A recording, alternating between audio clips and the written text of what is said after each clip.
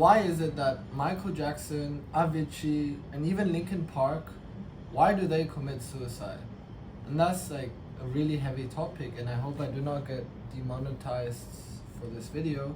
But as ignorant as it sounds, like, I assume that suicidal for their case was a underlying symptom of depression, an underlying factor of depression. And as selfish as it sounds, everybody faces depression. I'm sure that I was depressed, you guys were depressed as well, everyone is depressed.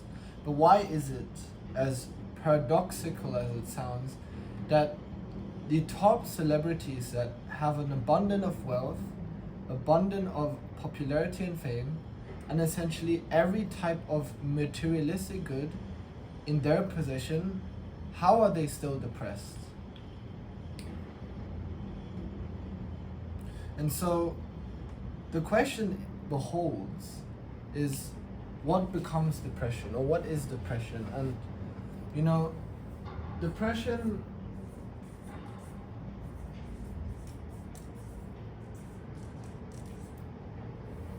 is a complex phenomenon because it is an emotional state, but there are people out there such as Andrew Tate who argue that depression doesn't exist.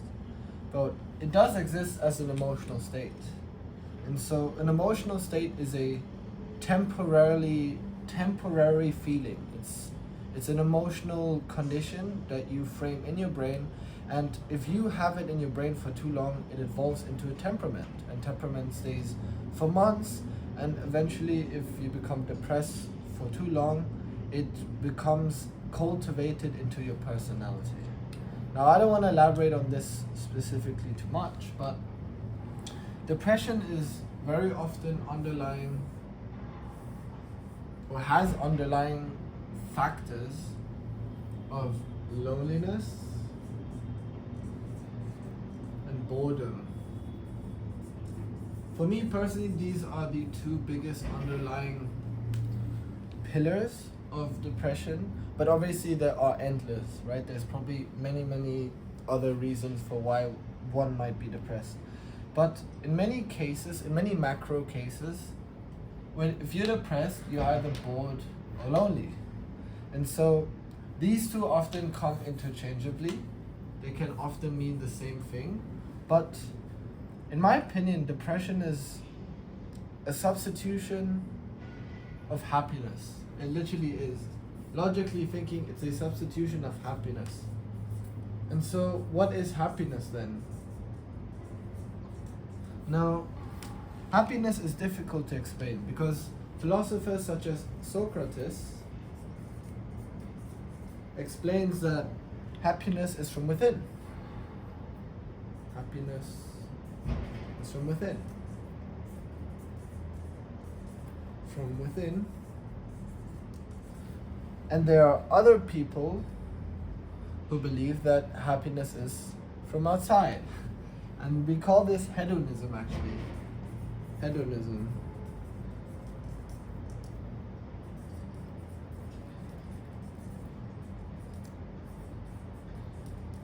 Now, both philosophies at its foundational abstracts are actually not wrong. They're actually quite right, and perhaps has their own underlying implication for each of them. But let's look at this one for a moment. Let's look at hedonism. And now, why is hedonism, in my personal opinion, in the 21st century, an absolute dangerous philosophical approach? Why is it dangerous?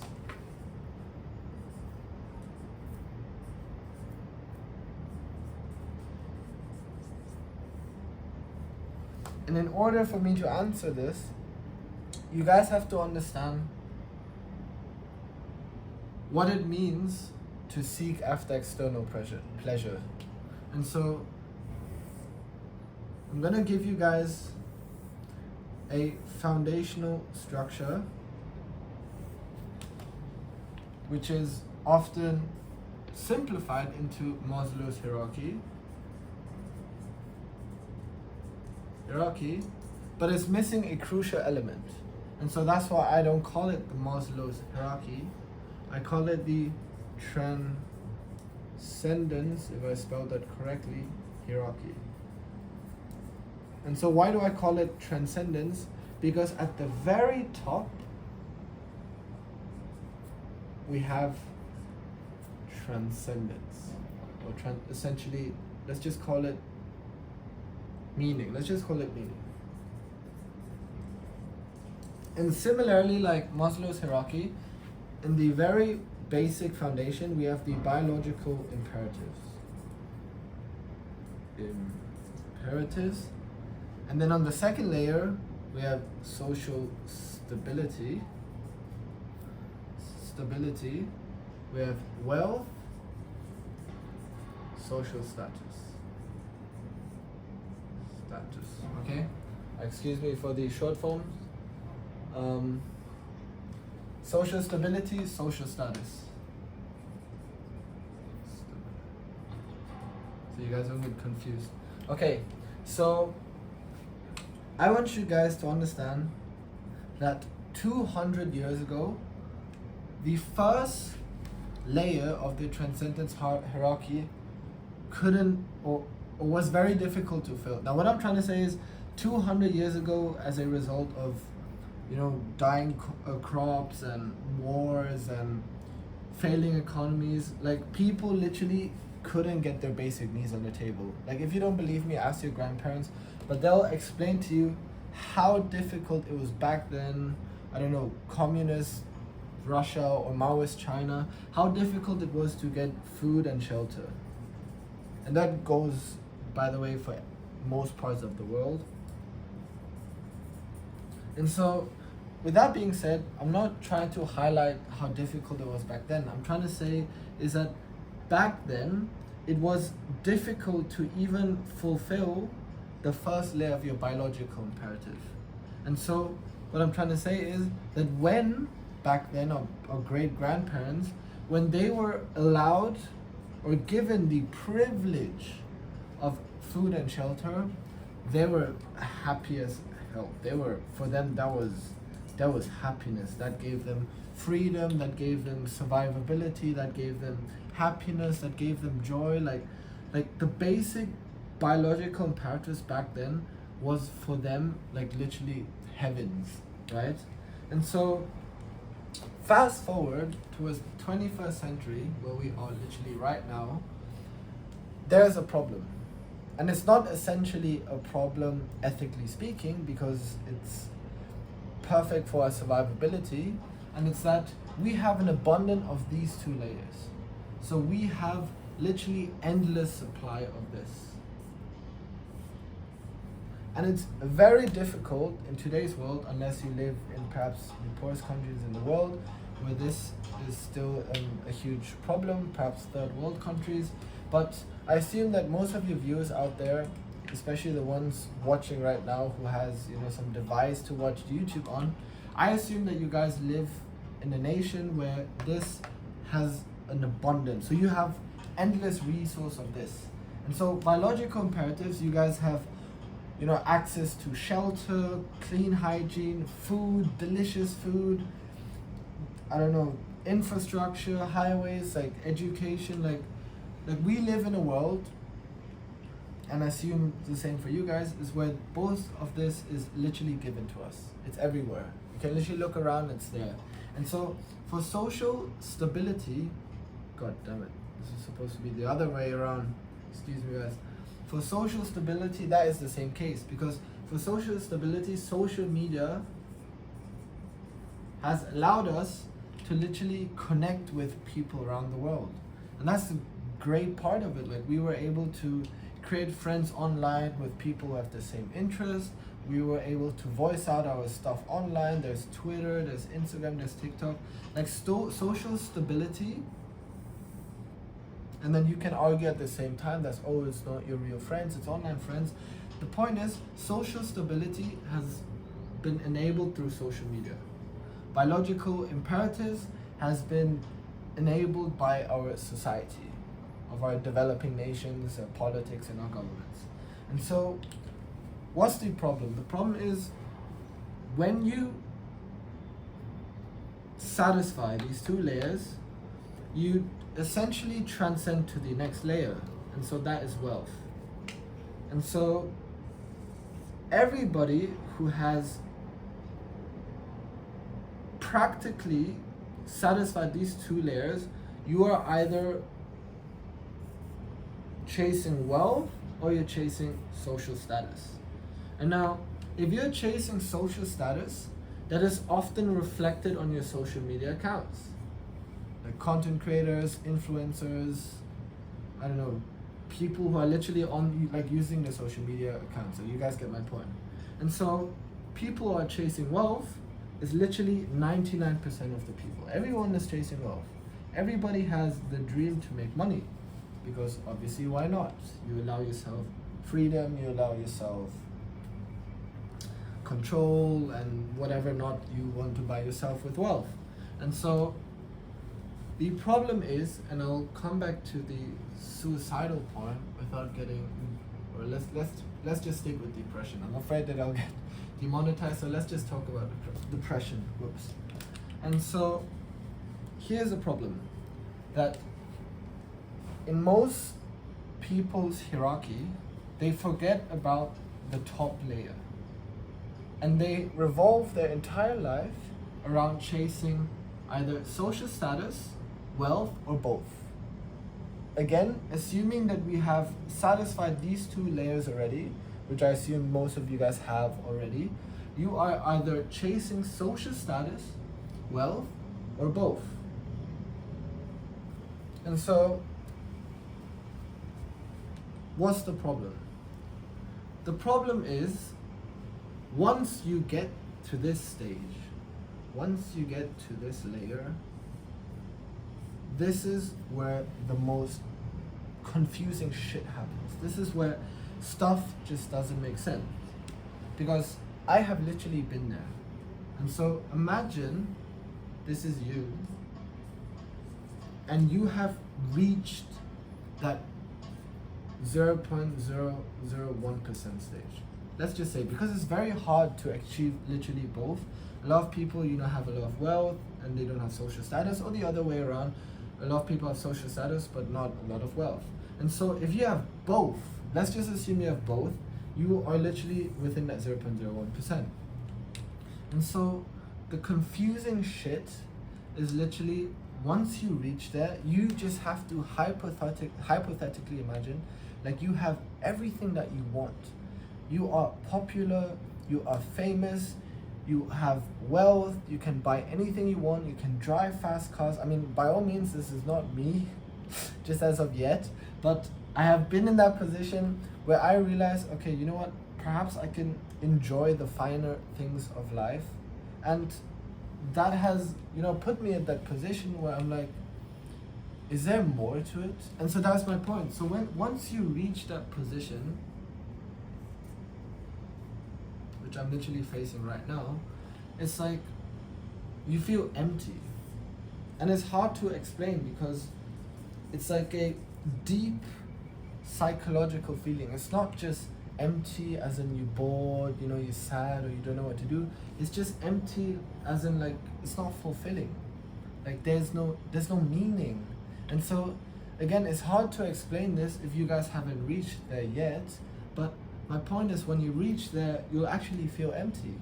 And a lot of these people who get stuck in there, they don't really, one, talk about this a lot, and number two, they don't know how to deal with this.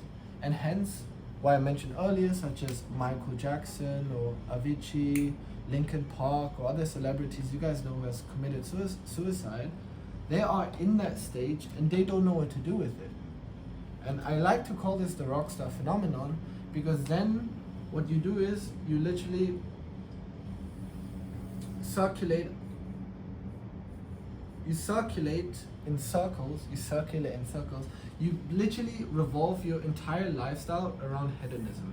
And so then you start shit like drugs, like partying, like effing around,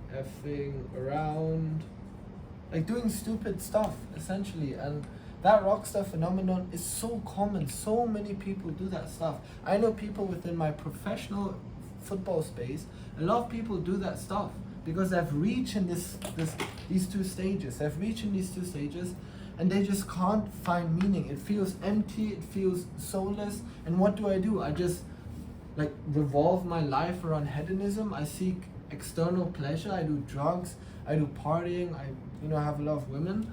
Other people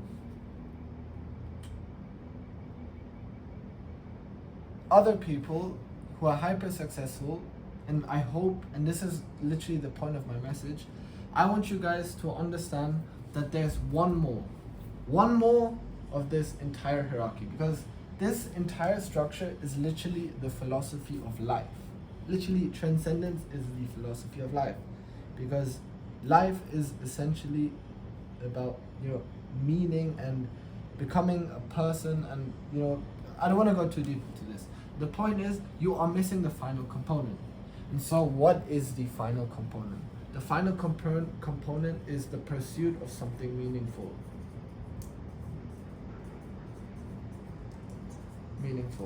And hence, as a result, you will seek happiness. And so happiness, in that essence, I like to quote Jordan Peterson for that, because Jordan Peterson made it super clear in his, I think it was one of his podcasts or online interview, that for him, happiness is pursuit of wisdom. And wisdom for him, I assume, is essentially, like knowing the deeper layers of life, finding out how, the constructs of, and the abstracts and the concepts and the theories, like, you guys know how Jordan Peterson is. He can be a little bit too confusing sometimes, but basically what he explained is happiness for him is the pursuit of wisdom. And so if you guys read that again, the pursuit of wisdom, you realize that this goal has no termination. It's like there's no end goal, because wisdom is endless, it's infinite. It's like one of the wonders of the world. You can always discover and find out and learn about things, and it just never ends. And so that is exactly the point, because happiness is not supposed to be terminal. But hedonism is, because like if you take drugs, or if you take party, or if you have like a nightlife, social life, like that stuff eventually ends. Like 3 a.m., 4 a.m., like eventually you stop drinking, eventually you stop taking drugs, like hopefully not to a point where your body can take it, but to a point where you consciously tell yourself, you know what, I had enough of this. But the point is, happiness is, in terms of meaning, there's no termination. And so the point is, like, you're in the pursuit of something and you realize that it has no termination. And so my point is, you dedicate your whole life into pursuing something meaningful.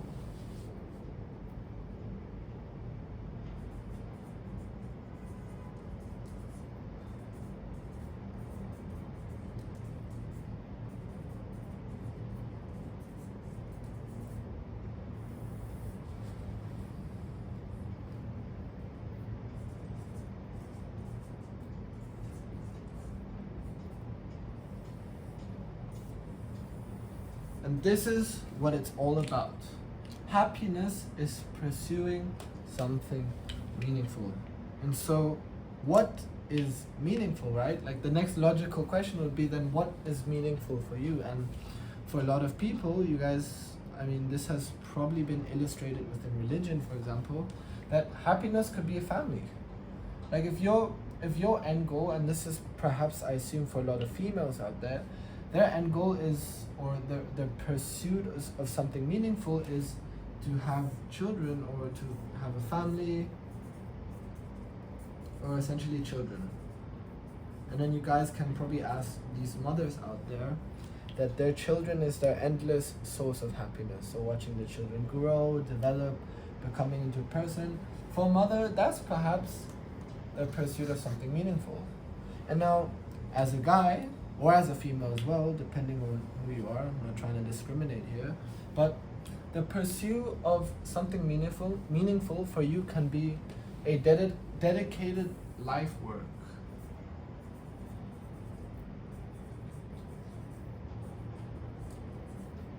life work? So essentially, you dedicate your entire life to work, craft, business, to finding out something. And a prime example is Charles Darwin. If you guys don't know him, he's basically the person who Charles Darwin is basically the person who has theoreticized the concept of evolution and our origins of human species and our DNA replication, and he has basically explained the theory of evolution, if you guys don't know Charles Darwin. And what I'm trying to say is he has dedicated his entire life to conceptualize that meaning, to find out what evolution is and whether or not it's true. And hence why he did those voyages around America, South America, and all these different places across Europe to basically find out about his theory of evolution. And so I'm not saying that Charles Darwin was never depressed. I assume he had days where he was sad, but I'm trying to say is that he has found meaning, and whether or not he has found happiness through that, I would assume so. Again, I don't know Charles Darwin personally, but Charles Darwin has dedicated his life towards a specific work, a specific craft, and he has done an amazing and a fantastic job by doing so, by the way. And so what I'm trying to say is that if you are at a stage where you either feel depressed or suicidal, or essentially within this area, you'll find out that these stuff are actually meaningless. And yes, they'll make you happy, yes, they'll make you feel great, and like in comparison to other people, it's an amazing feeling. I get that, I have that too. But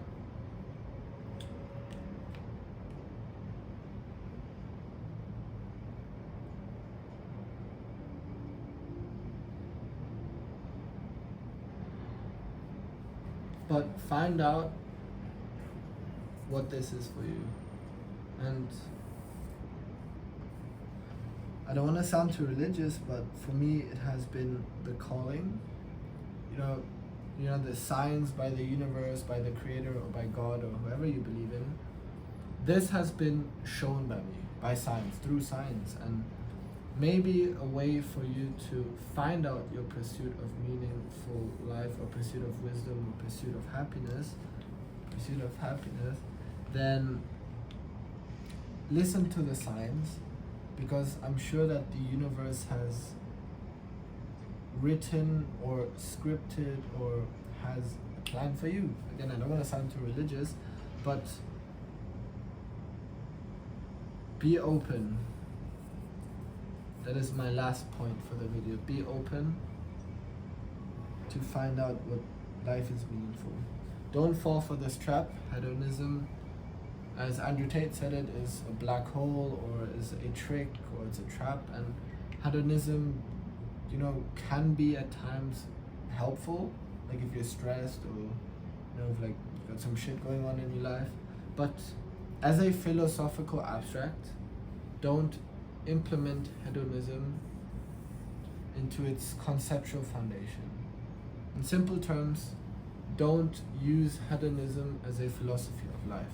Use hedonism as a, like some lifestyle choice, or a way to deal with stress, but don't use it as an end goal, if that makes sense. Understand the transcendence hierarchy, and understand what Socrates mentioned about happiness. With Socrates, I don't think I wrote it. And with that being said, I hope that I've cured, or if not established, some meaning in your life, so that you don't ever have to be on this stage again. Okay?